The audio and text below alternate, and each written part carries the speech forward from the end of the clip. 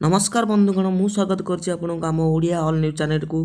बंधुगण आसंता 21 तारिख रु नवनिर्माण कृषक संघ डाकरा देछि ओडिशा बंद रहइबो बोली।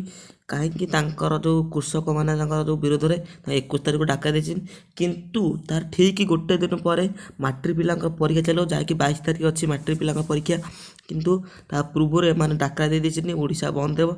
मैट्रिक पिला माने जो परीक्षा क्वेश्चन पत्र जाए सब गोटे दिन पूर्व माने 22 तारिख परीक्षा 21 तारिख क्वेश्चन पत्र जाए 20 तारिख घुंचे देते, कारण क्वेश्चन पत्र लीक होवार बहुत संभावना थिला।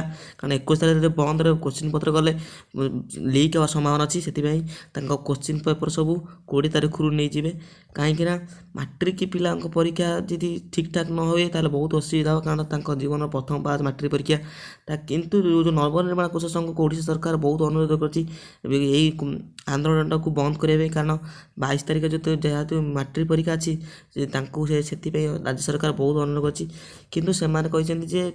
से दिन सब बंद रहा सरकारी कार्यक्रम स्कूल कॉलेज सब बंद रहा, केवल दुकान फकान सब बंद, गाड़ी चला बंद हो। जो मान मैट्रिक परीक्षा से जापर आविर्भाव गार्डियन जापर सागे ता छड़ा आउ किए जापर ना।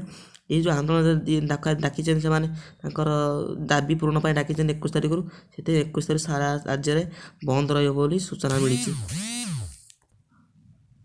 सो आपण मैंने भिडियोटी भल लगी तो भिडियो लाइक करूँ, आम चैनल सब्सक्राइब करूँ, कारण आम चैनल ये न्यूज़ अपडेट आसो ओडिशा रे कौन कौन सब होची, ये न्यूज़ अपडेट आसो।